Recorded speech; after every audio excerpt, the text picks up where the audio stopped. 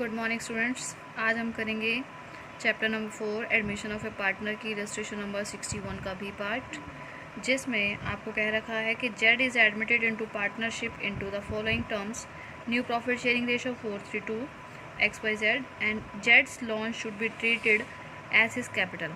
बेटा इसकी balance sheet में जेड लोन दे रखा है 30,000 का, आपको उस जेड लोन को ट्रीट करना है कैपिटल की तरह। तो इसकी एक एंट्री हो जाएगी जिसको हम वर्किंग नोट में कर देंगे Jades loan account debit to Jades capital. ठीक है, जो इसका लोन है 30,000 का वो क्या हो जाएगी, उसकी कैपिटल हो जाएगी।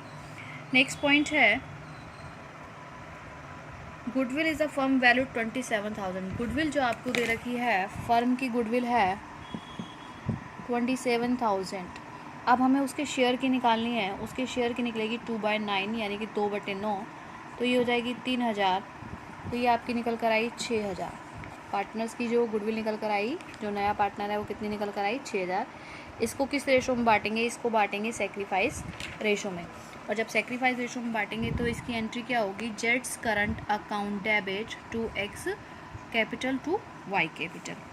ठीक है, इसमें एंट्री मैंने नहीं की है, एंट्री आप खुद करेंगे और मैंने सिर्फ आपको रिवैल्यूएशन अकाउंट, बैलेंस शीट और कैपिटल अकाउंट बना के दिखाया है। उसके बाद कह रहा है कि एक्स और वाई 8,000 रुपये के इन्वेस्टमेंट को लाभ हानि अनुपात में ले लेते हैं। जो इन्वेस्टमेंट है वो ए और बी पार्टनर्स यानी कि एक्स वाई पार्टनर्स ले लेते हैं। अब कौन सी रेशो में, प्रॉफिट शेयरिंग रेशो में, जो दे रखी है 5:3 ओल्ड रेशो। तो कैपिटल अकाउंट में इन्वेस्टमेंट को 5 और 3 अनुपात में बांट देंगे 8,000।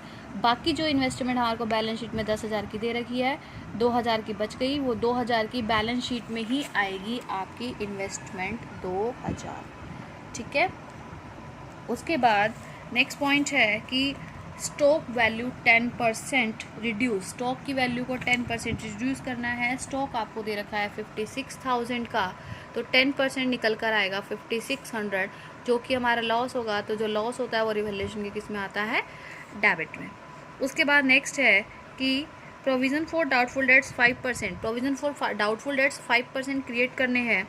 तो 40,000 के डाटर्स दे रखे हैं, 5% क्रिएट करेंगे तो 2,000 के बनेंगे, जबकि बैलेंस शीट में आपको 1,800 के प्रोविज़न ऑलरेडी गिवन है। तो 200 रुपये का हमें लॉस और हो जाएगा, तो लिख देंगे to provision for doubtful debts 200 rupees.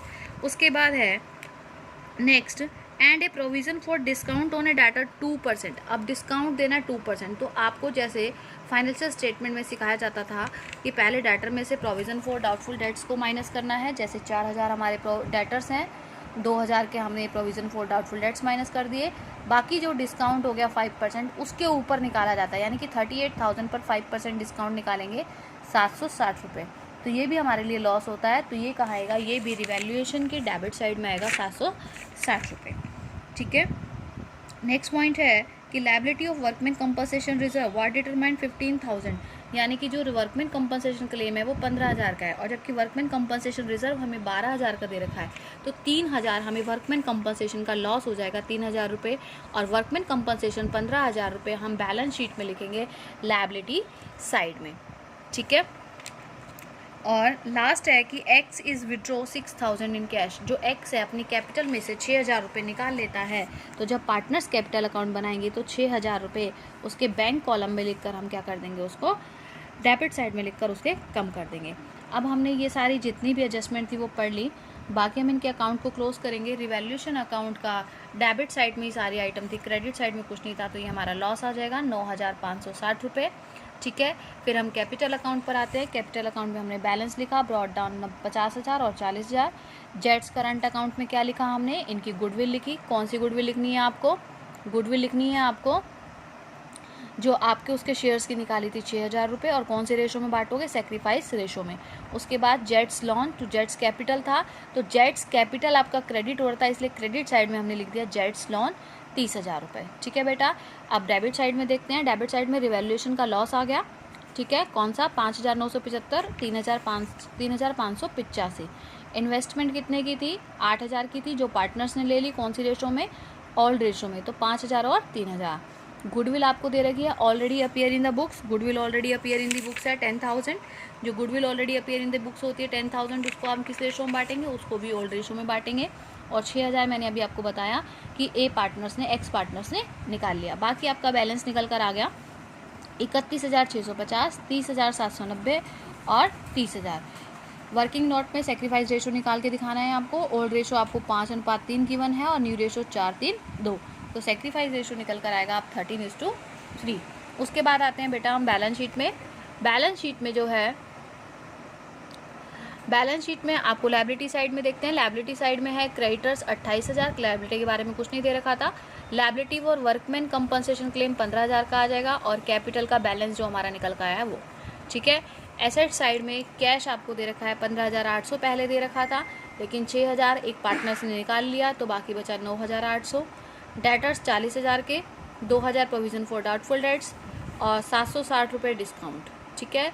तो ये निकल कर आया हमारा 37,240 रुपये। उसके बाद स्टॉक हो गया हमारा 56,000 का था, 56,000 में से 5600 कम हो गए तो 50,400। इन्वेस्टमेंट हमारी 10,000 की थी, 8,000 की पार्टनर्स ने ले ली, बाकी कितने की बची 2,000 की। और प्लांट्स हमारे उसके बारे में कुछ नहीं कह रखा था 30,000, तो वो एज इट इज़ लिख दिया। और जेट्स करंट अकाउंट कितने के हो गए 6,000 के। ये थी बेटा आपकी इलस्ट्रेशन नंबर 61 का बी पार्ट। और 62 इलस्ट्रेशन भी सेम ऐसी है, बस 62 इलस्ट्रेशन में आपको क्या करना है कि आपको जो गुडविल दे रखी है उसमें से कुछ शेयर तो उसका कैश है और कुछ शेयर उसका नॉन कैश है। तो आपको दोनों ही तरीके से एंट्री करनी है, premium for goodwill to XY और जेट्स करंट टू XY। बाकी सब कुछ सेम है। आप इसको 62 इलस्ट्रेशन को भी अपने आप करेंगे। 63 इलस्ट्रेशन से टॉपिक थोड़ा चेंज है, उसको फिर मैं कराऊंगी।